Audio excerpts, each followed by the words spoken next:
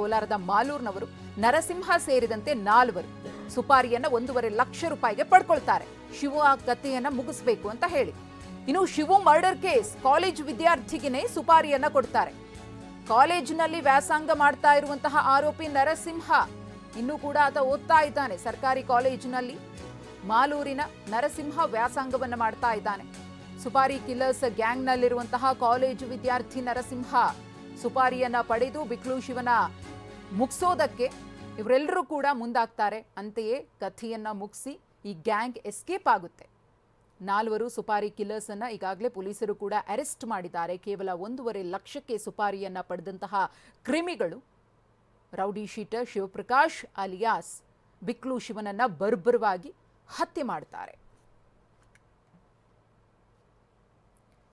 ಈ ಕುರಿತು ಮತ್ತಷ್ಟು ಮಾಹಿತಿಯನ್ನ ಕೊಡೋದಕ್ಕೆ ನಮ್ಮ ಪ್ರತಿನಿಧಿ ಪ್ರಜ್ವಲ್ ಇದೀಗ ನೇರ ಸಂಪರ್ಕದಲ್ಲಿದ್ದಾರೆ. ಪ್ರಜ್ವಲ್, ಗಮನಿಸ್ತಾ ಇದ್ದೀವಿ ಈ ಬಿಕ್ಲು ಶಿವು ಮರ್ಡರ್ ಆದ ದಿನದಿಂದಲೂ ಕೂಡ ಒಂದೊಂದೇ ಸ್ಫೋಟಕ ವಿಚಾರಗಳು ಬಯಲಾಗ್ತಾ ಇದೆ. ಯಾವಾಗ ಸ್ಕೆಚ್ ಅನ್ನ ಹಾಕಿದ್ರು, ಹೇಗೆ ಸ್ಕೆಚ್ ಅನ್ನ ಹಾಕಿದ್ರು, ಅವರ ಪ್ಲಾನ್ ಹೇಗೆ ಎಕ್ಸಿಕ್ಯೂಟ್ ಆಯಿತು, ಆ ಬಿಕ್ಲು ಶಿವನನ್ನ ಮರ್ಡರ್ ಮಾಡೋದಕ್ಕೆ ಯಾವ ಸುಪಾರಿ ಗ್ಯಾಂಗ್ ಅನ್ನ ಇವರು ಸಂಪರ್ಕಿಸಿದ್ರು ಅನ್ನೋ ವಿಚಾರಗಳು ಕೂಡ ಇದೀಗ ಬಯಲಾಗಿದೆ.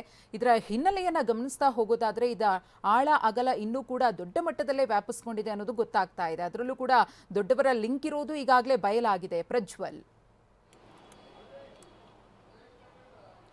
ಮಧುಶ್ರೀ, ಈ ಒಂದು ಕೊಲೆಯನ್ನ ಸುಮಾರು 9 ರಿಂದ 12 ಜನರು ಸೇರ್ಕೊಂಡು ಮಾಡ್ತಾರೆ. ಅದು ಕ್ಲಿಯರ್ ಆಗಿ ಈಗಾಗಲೇ ರೆಕಾರ್ಡ್ ಆಗಿರುವಂತ ವಿಡಿಯೋದಲ್ಲಿದೆ. ಆ ಒಂದು ವಿಡಿಯೋದಲ್ಲಿ ಕಿರಣ್, ವಿಮಲ್, ಸ್ಯಾಮ್ಯುಯಲ್ ಸೇರ್ಕೊಂಡಂತೆ ಅರುಣ್, ನವೀನ್ ಸೇರ್ಕೊಂಡಂತೆ ಇಷ್ಟು ಜನರನ್ನ ಈಗಾಗಲೇ ಪೊಲೀಸರು ಅರೆಸ್ಟ್ ಅನ್ನ ಮಾಡ್ಕೊಂಡಿದ್ವು. ಪ್ರದೀಪ್ ಅಂತ ಹೇಳಿ ಒಬ್ಬ ಆರೋಪಿ, ಇಷ್ಟು ಜನರನ್ನ ಅರೆಸ್ಟ್ ಅನ್ನ ಮಾಡ್ಕೊಂಡಿದ್ವು. ಈ ಆರೋಪಿಗಳು ಎಲ್ಲರೂ ಸಹಿತ ಅವತ್ತು ಮಚ್ಚನ್ನ ಬೀಸಿ ಹೊಡೆದಿದ್ವು. ಮತ್ತೆ ಈ ಆರೋಪಿಗಳ ಜೊತೆಗೆ ಹೊಸ ಹುಡುಗರು, ಅಂದ್ರೆ ಬೆಂಗಳೂರಿನ ಅಲ್ಲದವರ ಒಂದಷ್ಟು ಜನ ಹೊಸ ಹುಡುಗರುಗಳು ಕಂಡು ಬಂದಿದ್ವು. ಅವ್ರು ಯಾರು ಅಂತ ಹೇಳಿ ಪೊಲೀಸರು ಪರಿಶೀಲನೆ ಮಾಡಿಕೊಂಡು ಹುಡುಕೊಂಡು ಹೋಗಿ ಆ ಒಂದು 4ರನ್ನ ಅರೆಸ್ಟ್ ಅನ್ನ ಮಾಡಿದ್ದಾರೆ. ಇವತ್ತು ಹೊಸದಾಗಿ ಅರೆಸ್ಟ್ ಆಗಿದ್ದಾರೆ. ಅಂದ್ರೆ ಕೇವಲ ಈ 4ರೇ ಬಂದು ಹೊಡೆದಿದ್ದಾರಂತಲ್ಲ, ಸುಮಾರು 9 ರಿಂದ 12 ಜನ ಆರೋಪಿಗಳು ಏನ್ ಹೊಡೆದಿದ್ವು ಅವರ ಪೈಕಿ 4 ಕೂಡ ಇನ್ವಾಲ್ವ್ ಇದ್ರು. ಈ 4 ಯಾರ್ಯಾರು ಅಂತ ಅಂದ್ರೆ ಈ ಪ್ರಮುಖವಾಗಿ ನರಸಿಂಹ ಅಂತ ಹೇಳಿ ಒಬ್ಬ ಕಾಲೇಜ್ ಸ್ಟೂಡೆಂಟ್ ಮಾಲೂರು ಅವನು ಏನಿದ್ದಾನೆ, ಈತನಿಗೆ ವಿಮಲ್ ಮತ್ತೆ ಕಿರಣ್ ಏನಿದ್ರು ಇವರಿಬ್ರು ಪರಿಚಯ ಇದ್ರು. ಹೀಗಾಗಿ ಇವರ ಮೂಲಕವಾಗಿ ಒಂದು ಆಪರೇಟ್ ಆಗುತ್ತೆ. ಇವರ ಮೂಲಕವಾಗಿ ಸುಮಾರು 1.5 ಲಕ್ಷ ರೂಪಾಯಿಗೆ ಇವರಿಗೆ ವ್ಯವಹಾರವನ್ನ ಮಾತುಕತೆ ಮಾಡ್ಕೊಂತಾರೆ. ಮತ್ತೆ ಮುಂದಿನ ದಿನಗಳಲ್ಲಿ ಪೊಲೀಸರಿಗೆ ಸಿಕ್ಕಿ ಹಾಕೊಂಡ್ರೆ ಇವ್ರ ಕಾನ್ಫಿಡೆನ್ಸ್ ಏನಂದ್ರೆ ಸಿಕ್ಕಾಕೊಳ್ಳಲ್ಲ. ಒಂದು ವೇಳೆ ಸಿಕ್ಕಾಕೊಂಡ್ರೆ ಕಾನೂನು ಪ್ರಕ್ರಿಯೆಗಳಲ್ಲಿ ಲಾಯರ್ ಫೀಸ್ ಆಗ್ಬೋದು ಅಥವಾ ಬೇರೆ ಬೇರೆ ಒಂದಷ್ಟು ಹಣಕಾಸಿನ ಅವಶ್ಯಕತೆ ಏನು ಬರುತ್ತೆ ಅದನ್ನೆಲ್ಲದನ್ನು ಮ್ಯಾನೇಜ್ ಮಾಡುವಂಥದ್ದು ಒಂದೊಂದು ಮಾತುಕತೆ ಆಗಿರುತ್ತೆ. ಈ ಮಾತುಕತೆಯಂತೆ ಇವರೆಲ್ಲರೂ ಕೂಡ ರಾಮಮೂರ್ತಿ ನಗರಕ್ಕೆ ಅವತ್ತಿನ ದಿನ ಬೆಳಗ್ಗೆನೆ ಕರೆಸ್ಕೊಂಡಿರ್ತಾರೆ. ಅದಕ್ಕಿಂತ ಹಿಂದೆನೆ 2 ತಿಂಗಳಲ್ಲಿ 2 ಸಲ ಅಟೆಂಪ್ಟ್ ಅನ್ನ ಮಾಡಿರ್ತಾರೆ. ಅದು ಸಫಲ ಆಗಿರೋದಿಲ್ಲ. ಮತ್ತೆ ಇನ್ನೊಂದು ವಿಚಾರ ಏನಂದ್ರೆ ಭೈರತಿ ಬಸವರಾಜ್ ಅವರ ಬರ್ತ್ಡೇಗೆ 2 ವರ್ಷಗಳ ಬರ್ತ್ಡೇಗೆ ಇವರು ನಿರಂತರವಾಗಿ ಪ್ರತಿ ವರ್ಷನೂ 2 ವರ್ಷ ಕಳೆದ 2 ವರ್ಷಗಳ ಸಹಿತ ಭೈರತಲ್ಲಿರುವಂತ ಅವರ ನಿವಾಸಕ್ಕೆ ಹೋಗಿ ವಿಶ್ ಮಾಡುವಂಥದ್ದು ಆಗಿದೆ. ಅಲ್ಲಿರುವಂತ ಒಂದಷ್ಟು ಹೇಳಿಕೆಗಳು ಮತ್ತೆ ಮಾಹಿತಿಗಳಲ್ಲಿ ಇವರೆಲ್ಲ ಹೋಗಿ ಬರ್ತ್ಡೇಗೆ ಹೋಗಿರೋಂಥದ್ದು ಬಾಡಿಗೆ ಕಾರ್ ಮಾಡ್ಕೊಂಡು ಬಂದಿದ್ದು. ಮತ್ತೆ ಸುಮಾರು ಒಂದು 8 ರಿಂದ 10 ಜನ ಹುಡುಗರು ಮಾಲೂರಿಂದ ಬಂದು ಬರ್ತ್ಡೇಗೆ ವಿಶ್ ಮಾಡಿ ಹೋಗಿದ್ರು ಅಂತ ಸದ್ಯಕ್ಕೆ ಗೊತ್ತಾಗಿದೆ. ಇದೇನು ಅಷ್ಟು ಇಂಪಾರ್ಟೆಂಟ್ ಅಲ್ಲ. ಆದ್ರೆ ನಂತರದ ದಿನದಲ್ಲಿ ಇವರು ಈ ಒಂದು ಕೊಲೆ ಕೇಸ್ನಲ್ಲಿ ಭೈರತಿನೂ ಆರೋಪಿತ, ಮತ್ತೆ ಈ ಹುಡುಗರು ಏನಿದ್ದಾರೆ ಇವರು ಸುಪಾರಿಯನ್ನ ಪಡೆದುಕೊಂಡು ಮಾಡಿರುವಂತ ಕೃತ್ಯ ಏನಿದೆ ಇದು ಈಗ ಏನಾದ್ರೂ ಲಿಂಕ್ ಆಗುತ್ತಾ ಅಂತ ಹೇಳಿ ಪೊಲೀಸರು ನೋಡ್ತಿದ್ದಾರೆ. ಈ ಮುರುಗೇಶ್ ಅಂತ ಏನಿದ್ದಾರೆ ಇವರೆಲ್ಲರೂ ಸಹಿತ ಮುರುಗೇಶು, ಸುದರ್ಶನ್ ಅಂತ ಹೇಳಿ ನರಸಿಂಹ ಮತ್ತೆ ಅವರ ಜೊತೆಗೆ ಇನ್ನೊಬ್ಬನ ಏನು ಅರೆಸ್ಟ್ ಮಾಡ್ಕೊಂತಾರೆ ಪೊಲೀಸರು, ನಿನ್ನೆ ರಾತ್ರಿ ವಶಕ್ಕೆ ಪಡ್ಕೊಂತಾರೆ. ಮಾಲೂರು ಅಥವಾ ಟೇಕಲ್ ಅಂತ ಒಂದು ಪ್ರದೇಶ ಏನಿದೆ ಅಲ್ಲಿರುವಂತ ಒಂದು ದಿನಹಳ್ಳಿ ಅಂತ ಹೇಳಿ ಒಂದು ಹಳ್ಳಿಯಲ್ಲಿ ಇವರೆಲ್ಲರೂ ಇರ್ತಾರೆ. ಅಲ್ಲಿ ಪೊಲೀಸರು ನಿನ್ನೆ ರಾತ್ರಿ ಒಂದಷ್ಟು ದಾಳಿಯನ್ನ ಮಾಡಿ ಇವರೆಲ್ಲರನ್ನ ರೌಂಡ್ ಅಪ್ ಮಾಡ್ಕೊಂಡು ವಶಕ್ಕೆ ಪಡ್ಕೊಂಡು ಕಕ್ಕಮ್ಮನ ವಿಚಾರಣೆ ಮಾಡಿದಂತ ಸಂದರ್ಭದಲ್ಲಿ ಈ ಎಲ್ಲಾ ಅಂಶಗಳು ಗೊತ್ತಾಗಿರೋಂಥದ್ದು. ಇವರು ರಾಮಮೂರ್ತಿ ನಗರದ ಒಂದು ಬಾರ್ ಅಲ್ಲಿ ಪಾರ್ಟಿಯನ್ನ ಮಾಡ್ತಾರೆ. ಪಾರ್ಟಿಯನ್ನ ಮಾಡ್ಬೇಕಾದ್ರೆ ಯಾವ ಮಟ್ಟಕ್ಕೆ ಒಂದು ಮಾತುಕತೆಯನ್ನ ಮಾಡ್ಕೊಳ್ತಾರೆ ಅಂದ್ರೆ ಕಿರಣ್ ಇವರೆಲ್ಲರೂ ಕೂಡ ಭಾಗಿಯಾಗಿರ್ತಾರೆ. ಯಾವ ಮಟ್ಟಕ್ಕೆ ಮಾತಾಡ್ಕೊಂತಾರೆ ಅಂದ್ರೆ ಬಿಕ್ಲಾ ಶಿವ ಯಾರು ಅನ್ನೋದು ಸಹಿತ ಗೊತ್ತಾಗಬಾರ್ದು, ಆ ರೀತಿಯಲ್ಲಿ ಹೊಡಿಬೇಕು.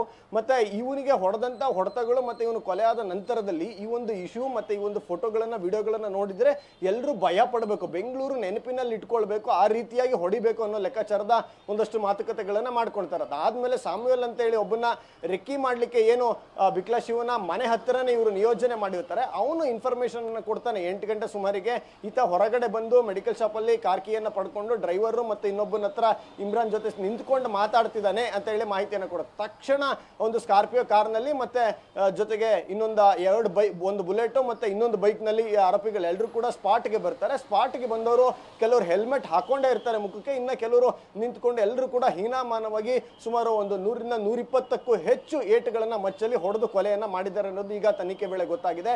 ಸುಮಾರು ಹೊಡೆಯಕ್ಕೆ ಬಳಕೆ ಆಗಿದ್ದಂತ ಹುಡುಗರ ಪೈಕಿನೇ ಇನ್ನೂ ಒಂದು 4-5 ಜನ ಪೊಲೀಸರಿಗೆ ಸಿಗಬೇಕಾಗಿದೆ. ಮತ್ತೆ ಜಗದೀಶ್ ಇಂದ ಮೇಲ್ಭಾಗದಲ್ಲಿ ನಡೆದಿರುವಂತ ಕಾನ್ಸ್ಪರಸಿಗಳು ಅದೆಲ್ಲದೂ ಕೂಡ ಈಗ ತನಿಖೆ ವೇಳೆ ಗೊತ್ತಾಗಬೇಕಿದೆ ಮಧುಶ್ರೀ. ಪ್ರಜ್ವಲ್, ಈಗಾಗಲೇ ನಾವು ನೋಡ್ದಂಗೆ ಈ ಬೆಂಗಳೂರೇ ನೆನ್ಪಿಟ್ಕೊಳ್ಳೋ ರೀತಿಯಲ್ಲಿ ಬಿಕ್ಲು ಶಿವನನ್ನ ಮರ್ಡರ್ ಮಾಡಬೇಕು ಅನ್ನೋದು, ಆ ಮುಖೇನವಾಗಿ ಈ ಜಗದೀಶ್ ತನ್ನ ಪ್ರಾಬಲ್ಯ ಎಷ್ಟರ ಮಟ್ಟಿಗಿದೆ, ತನ್ನ ತಂಟೆಗೆ ಅಥವಾ ತನ್ನ ವಿಷಯಕ್ಕೆ ಯಾರಾದರೂ ಬಂದ್ರೆ ಅವರಿಗೆ ಏನ್ ಗತಿ ಅನ್ನೋ ಸಂದೇಶವನ್ನ ಸಾರುವ ಒಂದು ಉದ್ದೇಶದಿಂದಾಗಿ ಈ ರೀತಿಯಾಗಿ ತನ್ನ ಗ್ಯಾಂಗ್ಗೆ ಸೂಚನೆಯನ್ನ ಕೊಟ್ನ. ಅದರ ಜೊತೆಗೆ ಇಲ್ಲಿ ಕಾಲೇಜ್ ಸ್ಟೂಡೆಂಟ್, ಆತ ಇನ್ನೂ ಕೂಡ ಕಾಲೇಜ್ ಓದ್ತಿದ್ದಾನೆ, ನರಸಿಂಹ ಅನ್ನೋನು 1.5 ಲಕ್ಷಕ್ಕೆ ಸುಪಾರಿಯನ್ನ ಪಡೆದು ಈ ಹತ್ಯೆ ಪ್ರಕರಣದಲ್ಲಿ ಭಾಗಿಯಾಗಿರುವುದು. ಹಾಗಾಗಿ ಯಾರಿಗೆ ಹಣದ ಅವಶ್ಯಕತೆ ಇರುತ್ತೋ ಅಂಥವರನ್ನ ಈ ಹತ್ಯೆ ಕೃತ್ಯಗಳಿಗೆ ಬಳಸುವಂತಹ ಕೆಲಸವೂ ಕೂಡ ಆಗ್ತಾ ಇದೆಯಾ ಅಂತ ಪ್ರಜ್ವಲ್? ಈ ಎರಡು ಪ್ರಶ್ನೆಗಳಿಗೆ ನೇರವಾಗಿ ಉತ್ತರ ಬೇಕು ಅಂತಂದ್ರೆ ಪೊಲೀಸರಿಗೆ ಜಗದೀಶ ಸಿಗಬೇಕು. ಜಗದೀಶ ಅಲಿಯಾಸ್ ಜಗ್ಗ ಸಿಗೋ ತನಕ ಈ ಪ್ರಶ್ನೆಗಳಿಗೆ ಒಂದಷ್ಟು ಲಾಜಿಕಲ್ ಆನ್ಸರ್ಗಳಷ್ಟೇ ಸಿಗ್ತವೆ ಹೊರತು ನೇರವಾದಂತ ಉತ್ತರ ಸಿಗೋದಿಲ್ಲ. ಆದ್ರೆ ಒಂದಂತೂ ಸತ್ಯ ಮಧುಶ್ರೀ, ಕಳೆದ ಒಂದಷ್ಟು ವರ್ಷಗಳ ಇತಿಹಾಸವನ್ನ ನೋಡ್ಕೊಂಡ್ರೆ ಬೆಂಗಳೂರಲ್ಲಿ ಇದು ಒಂದು ಬ್ರೂಟಲ್ ಮರ್ಡರ್ ಅಂತ ಹೇಳ್ಬೋದು. ಅಂದ್ರೆ ರೌಡಿಸಮಿನ ವಿಚಾರದಲ್ಲಿ ಒಂದು 4-5ರಿಂದ 10 ಏಟು ಹೊಡೆದ್ರೆ ಅವನು ಸತ್ತೋಗಿರ್ತಾನೆ. ಅದಾದ್ಮೇಲೆ ಎಲ್ಲರೂ ಕೂಡ ಅಲ್ಲಿಂದ ಪರಾರಿಯಾಗುವಂತ ಒಂದು ನಿಟ್ಟಿನಲ್ಲಿ ಆಲೋಚನೆಯನ್ನ ಮಾಡ್ತಿರ್ತಾರೆ ಅಟ್ಯಾಕ್ ಮಾಡ್ಲಿಕ್ಕೆ ಬಂದಂತವ್ರು. ಆದ್ರೆ ಇಲ್ಲಿ ಬಂದಂತ ಅಟ್ಯಾಕ್ ಮಾಡಿದಂಥವ್ರು ಏನಿದ್ದಾರೆ ಸುಮಾರು ಒಂದು 100 ಏಟ್ಗಿಂತ ಜಾಸ್ತಿ ಹೊಡೆದಿದ್ದಾರೆ. ಒಂದು 9ರಿಂದ 12 ಜನ ಆರೋಪಿಗಳು ಏನಿದ್ದಾರೆ, ಒಬ್ಬೊಬ್ಬ ಆರೋಪಿ ಕನಿಷ್ಠ 8ರಿಂದ 10 ಏಟು ಹೊಡೆದಿದ್ದಾನೆ. ಹೀಗಾಗಿ ಆತನ ಮುಖ ಅಂದ್ರೆ ಬಿಕ್ಲ ಶಿವನ ಮುಖ ಯಾವ ಮಟ್ಟಕ್ಕೆ ಆಗಿತ್ತು ಅಂತ ಅಂದ್ರೆ ಅದು ಮುಖನ ಅಥವಾ ದೇಹನ ಏನದು ಅನ್ನೋದು ಪೊಲೀಸರಿಗೆ ಪತ್ತೆ ಮಾಡೋಕ್ಕಾಗಲ್ಲ, ಆ ಮಟ್ಟಕ್ಕೆ ಸ್ಮ್ಯಾಶ್ ಆಗೋಗಿತ್ತು. ಮತ್ತೆ ಇದನ್ನ ಪೋಸ್ಟ್ ಮಾರ್ಟಮ್ ಮಾಡಿದಂತ ವೈದ್ಯರು ಪೊಲೀಸರಿಗೆ ಹೇಳ್ತಾರೆ, ನಿರ್ದಿಷ್ಟವಾಗಿ ದೇಹದ ಯಾವ ಜಾಗಕ್ಕೆ ಎಷ್ಟು ಇಂಚ್ ಅಗಲ ಎಷ್ಟು ಇಂಚ್ ಉದ್ದ ಅನ್ನೋ ರೀತಿಯಲ್ಲಿ ಒಂದು ಟೆಕ್ನಿಕಲಿ ರಿಪೋರ್ಟ್ ಅನ್ನ ಕೊಡ್ತೀವಿ. ಆ ಒಂದು ಹಂತಕ್ಕೆ ರಿಪೋರ್ಟ್ ಅನ್ನ ಇದರಲ್ಲಿ ಕೊಡಕ್ಕಾಗಲ್ಲ. ಯಾಕಂತಂದ್ರೆ ಒಂದು ಏಟು ಬಿದ್ದಿರೋ ಜಾಗಕ್ಕೆ 10 ಏಟು ಬಿದ್ದಿದೆ, 15 ಏಟು ಬಿದ್ದಿದೆ. ಹೀಗಾಗಿ ಆತನಿಗೆ ಎಷ್ಟು ಇಂಚ್ ಆಗಲ್ಲ ಎಷ್ಟು ಇಂಚ್ ಉದ್ದ ಅನ್ನೋದು ಗೊತ್ತೇ ಆಗಲ್ಲ. ಯಾಕಂದ್ರೆ ಬಾಡಿನ ಸಪರೇಟ್ ಆಗಿ ಪಾರ್ಟ್ ಆಗಿ ಆಯ್ದು ತುಂಬಿಕೊಂಡು ಹೋಗೋ ರೀತಿಯಲ್ಲಿ ಹೊಡೆದಿದ್ರು ಇವರು. ಹೀಗಾಗಿನೇ ಇದು ಬೆಂಗಳೂರು ಸುಮಾರು ದಿನಗಳ ಕಾಲ ನೆನ್ಪಿಟ್ಕೊಳ್ಳೋ ರೀತಿಯಲ್ಲಿ ಹೊಡಿಬೇಕು ಅನ್ನೋ ಮಾತೇನಿದೆ, ಅದಕ್ಕೆ ಪೂರಕವಾಗಿ ಇವರು ವರ್ತನೆಯನ್ನ ಮಾಡಿದ್ದಾರೆ ಅನ್ನೋದು ಒಂದು ಪ್ರಶ್ನೆ ಅಷ್ಟೇ. ಅದಕ್ಕೆ ಉತ್ತರವನ್ನ ಈ ಎಲ್ಲ ಆರೋಪಿಗಳಿಂದ ಪೊಲೀಸರು ಪಡ್ಕೋಬೇಕಾಗುತ್ತೆ ಮಧುಶ್ರೀ. ಧನ್ಯವಾದ ಪ್ರಜ್ವಲ್ ತಮ್ಮ ಮಾಹಿತಿಗಾಗಿ.